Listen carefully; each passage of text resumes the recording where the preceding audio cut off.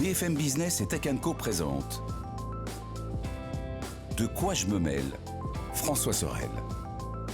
Voilà, deuxième partie de ce De quoi je me mêle. On fête les 50 ans d'Apple, toujours avec Olivier Figras. Ouais, je m'incruste, allez. Mais t'as bien raison, attends, s'il y a bien quelqu'un dont je suis très heureux d'avoir pour cette émission, c'est bien toi, Olivier. Oui.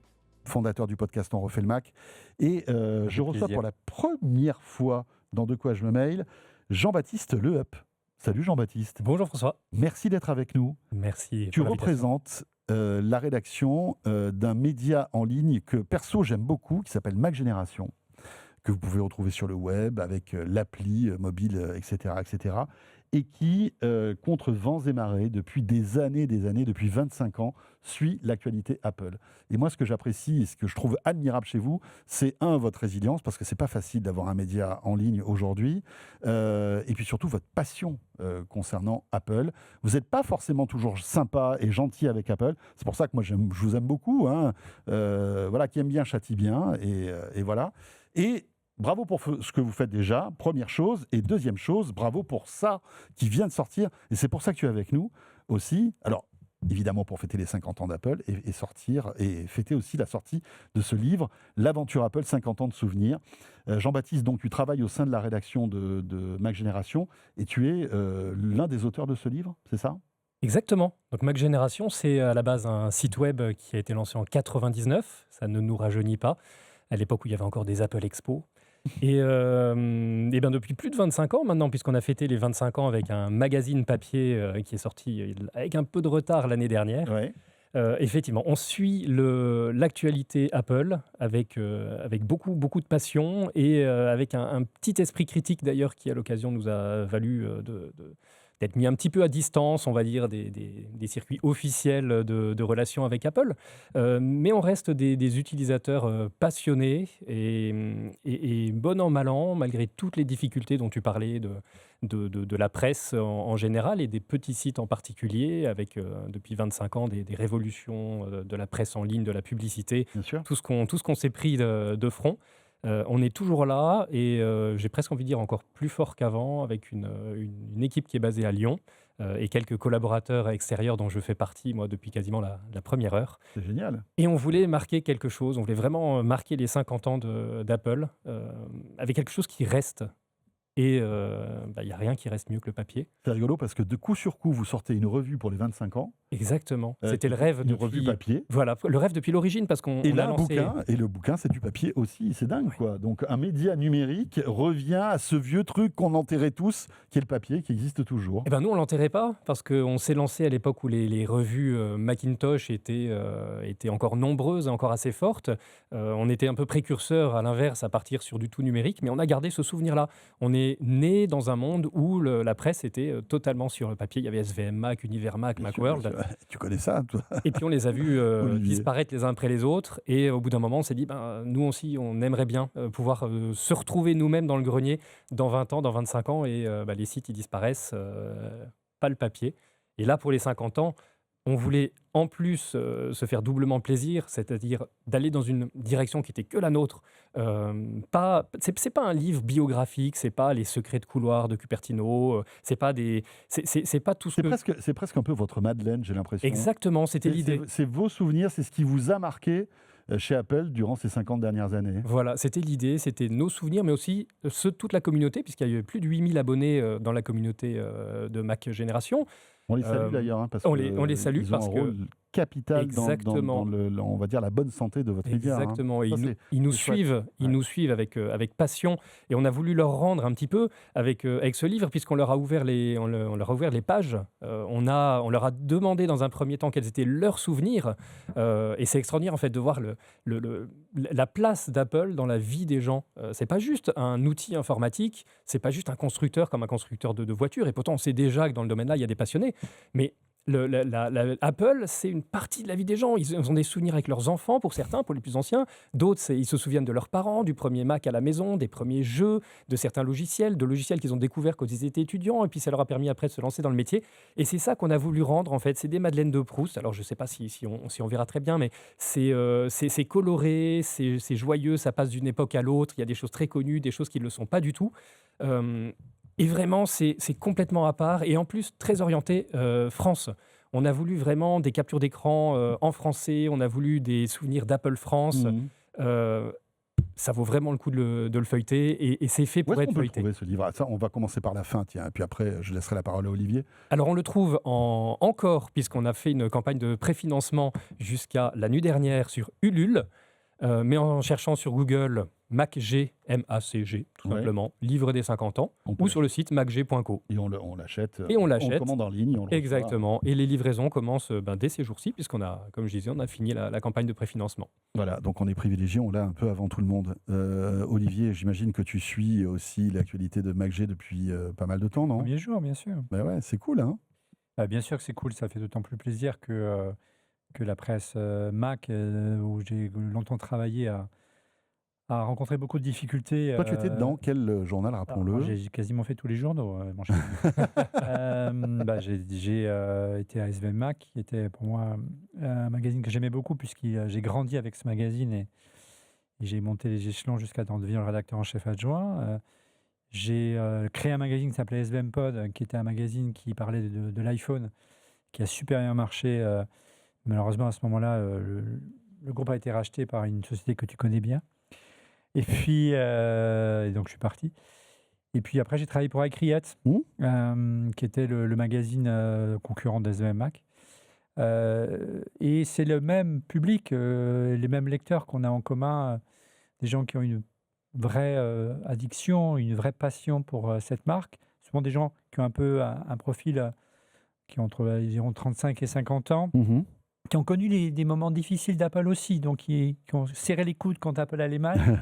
C'est rigolo, cette communauté. Ouais, et qui, au fil des années, on avait des signes de reconnaissance entre nous. Je me souviens, il y a encore 15 ou 20 ans, on croisait quelqu'un avec un PowerBook dans le métro, on faisait un clin d'œil, quoi. Aujourd'hui, bon, c'est un peu plus compliqué. Ouais, Ça fait beaucoup de clins d'œil oui, aujourd'hui. Si on doit faire des clins d'œil pour toutes les personnes qui ont un iPhone, C'est on plus va pareil. avoir une Et, tendinite de l'œil. donc, oui, c'est d'autant plus avec plaisir de voir que c'est une belle histoire, qu'elle continue. Et que ça marche. Et que ça marche, et puis qu'ils reviennent à mes premiers amours, à savoir le papier, ça me fait d'autant plus plaisir. Alors en feuilletant ce livre, on retrouve d'ailleurs le témoignage d'Olivier. Gentiment aussi, vous m'avez interviewé sur mes premiers émois concernant l'iPhone. C'est ça, hein, c'est vraiment on va dire des témoignages, beaucoup de témoignages de personnalités qui ont grandi avec Apple. En fait, c'est ça. Hein. Ouais, c'était l'idée, c'était d'aller chercher non pas les témoins dont vous avez parlé en première partie d'émission, qui évidemment ont un rôle incontournable dans l'entreprise, mais des témoins de l'autre côté du produit, c'est ça, c'est-à-dire des utilisateurs ouais. pour qui Apple a eu un rôle particulier dans leur vie. Et à nouveau, c'est qu'une entreprise, on est d'accord, c'est qu'un gros groupe capitaliste qui est là pour faire des sous sans aucun doute, mais sauf qu'eux, ils ont un truc en plus. Ils mettent dans leurs produits. Ils l'ont toujours. Moi, je pense qu'ils l'ont toujours. Okay. On est dans un monde informatique qui est maintenant mûr, dans lequel les évolutions sont plus aussi disruptives ou rapides qu'avant. Mais je crois que cette idée de mettre l'utilisateur au centre de leurs préoccupations et de savoir que les profits viendront ensuite, naturellement, c'est-à-dire on fait un bon produit, donc les gens le voudront, même si ça prendra un peu de temps. Je pense que c'est toujours au cœur de leur idée. Jean-Baptiste, tu es venu avec un petit produit. Oui, un petit souvenir. Là, ah ouais, waouh. Alors là, ça va rappeler quand même des souvenirs à tous ceux qui ont grandi avec l'iPod. Voilà, tu peux le montrer à la caméra si vous êtes avec nous en vidéo. Tu as entre les mains un tout petit iPod, je ne sais même plus lequel c'était. Celui-là, ça devait être un Nano. C'est un iPod Nano. C'est un Nano de je ne sais quelle génération. Tellement mignon. Mais c'est exactement ça. Tellement mignon, mais regardez-moi ça, petit écran, couleur. Un petit écran couleur avec la petite molette dont on se souvient tous. Ce produit est dingue. Et je trouve que ça, il n'y a aucune autre marque qui a ça. Alors si, éventuellement, il y a quelqu'un qui pourra présenter une voiture qu'il avait quand il était jeune. Donne-le-moi parce que je vais faire un plan, tu bouges beaucoup de la main et pardon. Notre caméraman est en train de... Il a du mal à suivre. Il a un peu le mal de mer, donc tu peux y aller. C'est vraiment la particularité d'Apple, c'est qu'en fait, c'est pas dans un seul domaine qu'ils ont marqué nos vies. C'est dans plein de domaines. Je pense qu'on se souvient tous d'un premier portable. On voit derrière toi là, les iBooks. Moi, c'était mon premier portable. Étudiant, enfin, il sortait un portable qui n'était pas trop cher. Il y a eu l'iPod pour beaucoup de personnes. Il y a eu l'iPhone. Je me souviens de la sortie de l'iPhone où les gens faisaient la queue devant mon bureau pour me dire « Il paraît que tu as acheté l'iPhone, on peut regarder ». Ils s'extasiaient avec le bouton déverrouillé qu'on glissait. sur plusieurs générations pour l'acheter. Non, parce qu'en fait, à l'époque, comme on payait l'abonnement pendant 2 ans, on Ah était ouais. contraint, c'était pas si cher que ça, en fait. c'était Honnêtement, vraiment au prix plus cher. d'Apple d'aujourd'hui, je crois que c'était 400 € le premier iPhone. Donc, certes, c'était beaucoup plus cher que le petit téléphone à clapper qu'on a acheté à l'époque.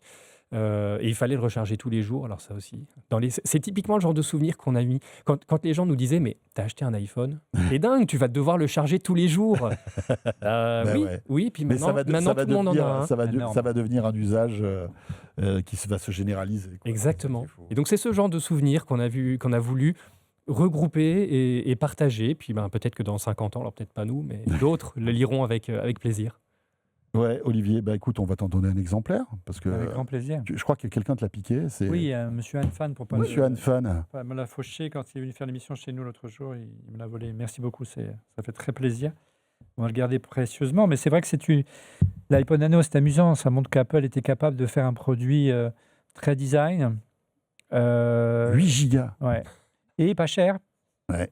Et ils en ont vendu des dizaines, 8 des gigas. centaines de millions. 8 gigas, on en mettait quand même des titres. Ouais, on en mettait de la musique, On en oui. mettait de la musique. À l'époque, c'était quoi 4 mégas le titre. Donc imagine, ça en fait. C'était plusieurs milliers de titres. Un joli produit. Ça savait faire des produits design et Qui marche toujours. cher. Ça marche toujours. Alors, en fait, ils savent toujours les faire, ces produits design et pas trop chers, parce que si on met un MacBook Neo à côté, on retrouvera un petit peu cette idée Ouais, de C'est nouveau. de produits. Voilà, qui est Mais nouveau. si Mais je même, prends ce truc-là, même le MacBook. Ça marche, ça Ah oui, avec un casque dedans, et ça Ouais, peut se brancher c'est sur. que je peux brancher iTunes, exactement. transférer des Tu sais titres, que etc. Le move aujourd'hui, il y a un petit phénomène sur les réseaux sociaux, si tu regardes sur TikTok notamment, c'est de ressortir son vieil iPod et d'écouter écouter à l'iPod à l'ancienne des MP3 avec un casque filaire. Bah oui, mais Ça revient à la mode. Donc, c'est comme les que oui. iPods classiques, tu sais, les iPods avec le gros disque dur qui a la forme originelle de l'iPod, sont hyper recherchés d'occasion. Alors, on les rajeunit en enlevant le disque dur et en mettant un petit SSD à l'intérieur. Mais c'est hyper recherché aujourd'hui sur les nouvelles générations qui redécouvrent l'idée d'avoir une discothèque sur mesure et d'écouter des titres et non pas forcément être influencé par un algorithme de diffusion comme tu aurais aujourd'hui sur un Apple Music ou un Spotify. Ouais. Et puis l'objet. Et puis l'objet, non, c'est clair. C'était La beau, molette, c'était magique. coloré. Ouais. Mais, très important, on ne fait pas de la nostalgie dégoulinante dans le livre. On voulait surtout pas ça. On se souvient que c'était un bel objet, on se souvient du plaisir qu'on a eu à le découvrir, à l'essayer, à en voir arriver des nouveaux tous les 3 mois à chaque keynote. Mais honnêtement, on ne se plaint pas du tout de ce qui se fait aujourd'hui parce qu'on a des ordinateurs qui sont puissants, qui sont encore très beaux. Il faut être honnête, Ouais. la concurrence n'a jamais rattrapé Apple sur beaucoup, beaucoup de points. On voulait pas s'enfermer dans quelque chose. On voulait juste se souvenir parce qu'on a tous plein de choses dans nos mémoires de ces moments-là et on regrette pas d'avoir passé ces années avec Apple. Et puis maintenant, on va préparer le tome 2 puisqu'on avait promis que à passer un certain seuil de financement, on partirait sur un tome 2 Vous d'ici avez la fin de explosé les l'année. compteurs là en plus Ah, là, sur on le a- financement. Exactement, on a totalement explosé les compteurs. Chouette. On n'y croyait pas au début, on avait mis un palier en se disant si on passe 100 000 €, on s'engage sur un tome 2. Mais là, vous êtes à On a quasi dépassé les 150 000 la nuit dernière. Dingue. Attends, Donc, on ne s'engage pas sur un tome 3 parce qu'il faut faire les choses petit à petit. Mais le tome 2 se fera. Et puis, peut-être que Mac Génération fêtera les 100 ans d'Apple aussi, avec C'est un d'autres. magazine sur papier sur le Mac, du coup. Moi, je dis ça, je dis rien. Mais... Ouais, cadeau. oui, mais je pense que là, c'est aussi une question de communauté. Oui. Et puis d'occasion. Voilà, Je ne sais pas si d'occasion. les gens ont envie de lire tous les mois. Surtout qu'à l'époque, il y avait beaucoup de publicité dans les magazines. On Ouais. achetait, on payait pour l'abonnement et ensuite on avait. Non. Ah, Ah, on va avoir une Là, il y a discussion. il y a le rédacteur en chef Moi, à j'étais moi du qui côté arrive. du lecteur, moi, à Non, l'époque. On a 20 secondes, les amis, donc Non, il faut que ce soit une discussion rapide quand même. Non, mais ça, on l'a reproché pendant des années qu'il y avait trop de pubs dans la presse Apple. Et ça, c'est pas vrai. D'abord, il n'y en avait pas trop, sinon la presse serait toujours là. On en a Il y a même fait une petite page Ouais, il y en souvenir. avait, parce qu'il y avait des catalogues publicitaires dans les années Voilà. 90. Moi, j'adorais ces pubs. mais les J'adorais dernières les années promos, les trucs comme les ça. dernières années de la vie de la presse Apple, il y avait plus, C'était plus compliqué. Par contre, il y avait beaucoup de pubs sur les sites internet Eh oui. et tout le monde trouvait ça normal. Mais bien Je sûr. trouvais ça un peu injuste à l'époque de nous faire ce procès. Mais c'est vrai que C'est la pub sur le web est beaucoup plus intrusive que la Ben pub évidemment, papier. tout à fait. Et nous, on Forcément. ne vivait pas de la pub, on vivait de la vente en kiosque. Jean-Baptiste, bravo. Et toute l'équipe de Mac Génération que je salue avec ce bouquin qui est disponible. Donc, il faut aller sur MacG tout simplement. Voilà, MacG, MACG. Commander. Ça coûte 30 €. Exactement. Ouais, c'est Merci cher. Jean-Baptiste. Merci à vous. Jean-Baptiste Lehop, qui fait partie donc de la rédaction de Mac Génération. Merci aussi à Olivier Frigara. Merci Merci, camarade. À très vite. Avec Euh, plaisir. Et voilà, ce de quoi je me mêle est terminé. Merci de nous avoir suivis. Je vous rappelle que si vous êtes avec nous en podcast audio, le petit module bonus vous attend. On va vous raconter les dessous de l'interview que j'ai pu faire de Tony Fadel, qui est disponible sur le podcast de Tech & Co.